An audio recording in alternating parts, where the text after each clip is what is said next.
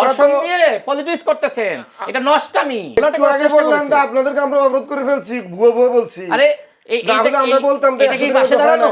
জয়নুল আবেদিন শিশির আপনাদের একজন মুখপাত্র, তো আপনাদের দলের মুখপাত্র আসিফ মাহমুদ সজীব ভুইয়া তিনি একটি অনুষ্ঠানে বলেছেন বিএনপি সরকার গঠনের পর ধর্ষণ, মব জাস্টিস, ছিনতাই, আইন শৃঙ্খলা পরিস্থিতির কোনো উন্নতি হয়নি, বরং অনেক ক্ষেত্রে পরিস্থিতির অবনতি হয়েছে। এই প্রসঙ্গে তিনি বলে আমরা দেখছি মব জাস্টিস বেড়েছে। শুধু গত মাসেই দর্শনের কথা তো হয়েছে, দায়িত্ব গ্রহণের প্রথম দিন বন্ধ করার প্রতিশ্রুতি দেওয়া হলে বাস্তবে উল্টো চিত্র দেখা গেছে। মবের অনেক ঘটনায় সরকার দলীয় ব্যক্তিদের সংশ্লিষ্টতা দেখা গেছে। বিএনপি রাষ্ট্র পরিচালনার ক্ষেত্রে ব্যর্থ এবং মাত্র 3 মাসেই অজনপ্রিয় সরকারে পরিণত হয়েছে। আপনাদের যে আসিফ মাহমুদ সজীব ভাই কিসের ভিত্তিতে বলেছে আসলে 3 মাস অর্থাৎ 100 দিনের মধ্যে এই সরকার অজনপ্রিয় হয়ে উঠেছেন? যদি বা রাশেদ খানের কথা ধরে বলি, রামিসার ওখানে আপনারা ভুয়া ভুয়া স্লোগান দিয়েছেন, আপনাদের নেতা কর্মীরা, হ্যাঁ আপনি রাজনীতি করেছেন, তাহলে এইটাকে এক্সাম্পল হিসেবে আপনারা আনতে চান কিনা? অজনপ্রিয় সরকার হয়ে গেছে, আপনারা কেন 1 মাসের মানে 100 দিনের মধ্যে সরকারকে অজনপ্রিয় বলছেন? আচ্ছা, আপনার প্রশ্নটার উত্তর দেওয়ার আগে আমি আমাদের সহ-আলোচক যে বলেছেন যে আমরা রামিসার দর্শনী শুনিয়ে রাজনীতি করেছি, আমি এই জিনিসটা একটু ব্যাখ্যা করতে চাই যে আসলে উনি আসলে রাজনীতি বলতে উনি আসলে কি বুঝান আমি আসলে বুঝতে পারিনি। রাজনীতি তো আসলে ওই দর্শিতার পক্ষে দাঁড়ানোই তো আমাদের রাজনীতি, চাঁদাবাজের বিরুদ্ধে কথা বলাই তো আমাদের রাজনীতি, বোর্ড ইঞ্জিনিয়ারিং এর বিরুদ্ধে কথা বলাই তো আমাদের রাজনীতি। তাহলে আমরা রাজনৈতিক দল তো রাজনীতিই করব, এটাই তো রাজনীতি। আজকে রামিসার বাবার পক্ষে দাঁড়াইছি, এই জন্য তো তাড়াতাড়ি রায় আসছে, তো আমরা রাজনীতি করব না? তো দাঁড়ান, আমরা ভুয়া ভুয়া বলেছেন বলতেছেন।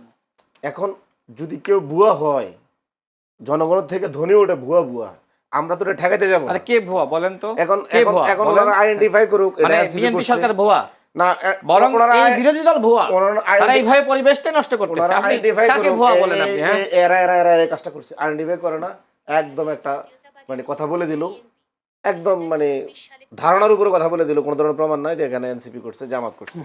তারপরে বললো যে মানে রাজনীতি করা যাবে না। আর তো কি রে ভাই, রাজনীতি দল গঠন করলাম রাজনীতি করার জন্য, আপনি ভুয়া বস দোষীদের পক্ষে থাকার জন্য, রাজনীতি করব না কেন?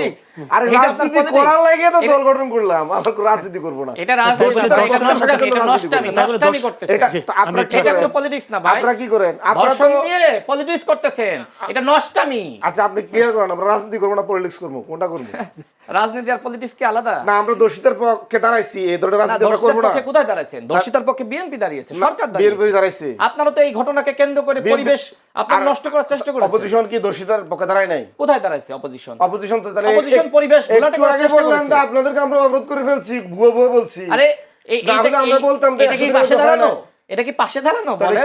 এই যে আপনি অপোজিশনকে ভুয়া বস স্লোগান দিচ্ছেন, বরং আপনি বিচার চাইতেন, এটাই পাশে দাঁড়ানো? তো পাশে দাঁড়ানো কাকে বলে? ভুয়া বস স্লোগান দেওয়া কি পাশে দাঁড়ানো? না, আমরা ওর দোষীদের ফ্যামিলির সাথে কথা বলেছি, আন্দোলন করেছি, ফ্যামিলির সাথে তো প্রধানমন্ত্রী নিজেই কথা বলেছে, আইন বিভাগকে চাপ দিছি, সরকারকে চাপ দিছি, এটা পাশে দাঁড়ানো। এটা পাশে দাঁড়ানো। প্রধানমন্ত্রী নিজেই এই অমানবিক ঘটনা এইটা দেখে যে সময় পুরো জাতি তাহলে অপোজিশন বল, সেই সময় আপনারা নিকৃষ্ট রাজনীতি করেছেন। আপনি আচ্ছা, অপোজিশন কি করতে? অপোজিশনকে ধরে দর্শককে ধরে আইনে বিচার করে ফেলতো। আপনি তো চাইছেন, আপনি বসে থাকেন, আপনি চাইছেন যে দর্শককে ধরে এনে আপনারা বিচার করতে চাইছেন। সরকারি মিনিস্ট্রির বেতন ভাতা সব নেন, বিরোধী দল দর্শকের বিচার করবে। আপনি কি এই যে রাজনীতি করছেন, এই রাজনীতি কি আসলে ভুয়া বস স্লোগান দেওয়া? এটা আপনার রাজনীতি। আমরা একজন কথা বলি, অমানবিক ঘটনা ঘটলো, বিচার চাইতে পারেন। আপনি বিচার না চেয়ে আপনি কি করলেন? আপনি ভুয়া বস স্লোগান দিলেন। আপনি বলছেন যে প্রত্যেকটা জনসভায় আপনি বলছেন যে সরকারকে 3 মাসের ভিতরে মানুষ সরকারের বিরুদ্ধে ভুয়া বস স্লোগান দিচ্ছে। আমি আপনাকে বলি, ওনার সরকারে রামিসার বাসার সামনে আমরা ভুয়া বস স্লোগান দিছি, তুই স্টেডিয়ামে দিল কে? স্টেডিয়াম অন ক্যামেরা আইডেন্টিফাই করে। আরে স্টেডিয়ামে তো আপনারা দিচ্ছেন, তাহলে তো সারা দেশে আমরা, তাহলে আপনারা ভুয়া সংখ্যা আপনারা এই ধরনের পরিবেশ তাহলে তো সারা আমরা স্টেডিয়ামে আমরা মিরপুরে আমরা চট্টগ্রামে আমরা সব জায়গায় আমরা আপনারা তো দেশে নাই, জামা শিবিরের কর্মীরা সারা দেশে তো আমরা এই যে ইসলামী ব্যাংকের সামনে কারা আন্দোলন তাহলে আপনারা তো করছে, সাধারণ গ্রাহক বেশে কারা করছে? সব যদি আমরা হয় আপনারা দেশ চালাচ্ছেন কেন? আপনারা ছাইরা দেন দেশ, ব্যর্থ আপনারা, আমরা তো সব জানি। আপনারা আমরা দেখি নাই না, সারা দেশে আমরা আপনাদের সামনে আপনারা ব্যর্থ প্রমাণ করছেন। শুনে আসি আপনার কাছে শুনবো, আমরা সব আমরা সাধারণ শিক্ষার্থী হিসেবে ছাত্র রাজনীতি নিষিদ্ধের জন্য আন্দোলন আপনার কাছে শুনবো। কি বলবেন আপনি এগুলো? মানে কিসের ভিত্তিতে ওনার কাছ থেকে শুনেন, একটা পডকাস্ট করেন, আমার প্রশ্ন, এমন কথা বলতে কিসের দিচ্ছেন না। ভিত্তিতে সরকারকে অজনপ্রিয় হয়ে উঠেছে বলে বলছেন? এক্সাম্পল দেখেন, আমি আপনাকে বলি, বিএনপি গভর্নমেন্ট কি পরিমাণ মব কালচার এবং মানে আপনি যদি বলেন সারা দেশের সহিংসতা এবং হত্যাকাণ্ডের সাথে জড়িত, এগুলো যদি বলি, আমরা যদি বলি, বলবে যে আমরা পলিটিক্স করি, রাজনীতি করি না। আবার আমাদের আরো কিছু বুদ্ধিজীবী আছে সারাদিন বলে এই narrative দিবেন না, narrative দিবেন প্রথম না। হলো ডেইলি স্টারের কার্যালয়, শেষ করো। তাদের কারণে তো ওনাদের আরো ভাঙচুর কিছু হচ্ছে। বুদ্ধিজীবী আছে, বুঝি না, সারাদিন কথা বলে ভাঙচুর বুঝি না। হচ্ছে। সারাদিন হাসপাতাল আব্দুল্লাহ বক্তব্য শেষ শোনেন করো। কয়েকদিন আগে, এই বক্তব্যের মাধ্যমে ভাই, প্রমাণিত ওনারটা হয়েছে শোনেন। প্রথম আলো এবং ডেইলি ওনারটা স্টারের শোনেন। কার্যালয় তো এনসিপি ভেঙেছে। না, শেষ করুন, শেষ করুন। আমি আপনি আজকে বলবো বলুন। না, ওনারা দেন, ওনারা শুধু ওনারা দেন, উনি আপনার বলুন। কথা শেষ তা এখন। আমি বলতে দিচ্ছেন না, ওনারা দেন, উনি না, বলুন। না, আপনি তো বলছেন না, এই জন্য অজনপ্রিয় না, প্রিয় না, আচ্ছা। আমি আসছি শোনার জন্য আসছি, আপনি আচ্ছা, বলেন, আচ্ছা, আপনি দুজনে আচ্ছা, বলেন, আপনাকে আমি আজকে তথ্য একটা দেই, সেটা হচ্ছে আপনার তো বলা শেষ ভাই। জি। না না না ভাই, আপনি বলবেন আজকে পুরো শো আপনারা আচ্ছা, দুজনে করেন। আচ্ছা, আমি একটু আমারটাও আপনারা দিয়ে দিলাম, আমি একা একটু একা শুরু রাহিদ করেন খানকে একটু আপনি। প্রশ্ন করি। টিআইবির নির্বাহী পরিচালক ডক্টর ইফতেখারুজ্জামান বলেছেন, সরকার গঠনের 100 দিনের মধ্যে দুর্নীতি দমন কমিশন, মানবাধিকার কমিশন ও তথ্য কমিশনের মতো গুরুত্বপূর্ণ কমিশন গঠনের দৃশ্যমান উদ্যোগ না নেওয়া উদ্বেগজনক। তিনি আজকে একটি সংবাদ সম্মেলনে তিনি বলেছেন সরকারের 100 দিন একদিকে আশা জাগানি ও সম্ভাবনাময়, অন্যদিকে সুশাসন, দুর্নীতি প্রতিরোধ ও বিশেষ করে জবাবদিহিমূলক সরকার প্রতিষ্ঠার প্রত্যাশা পূরণে সুনির্দিষ্ট পথরেখার ঘাটতি বিবেচনায় উদ্বেগজনক। তাহলে টিআইবির এই উদ্বেগজনক যে কথাটা বলেছেন সরকারকে নিয়ে, এটা কি উত্তর দেবেন?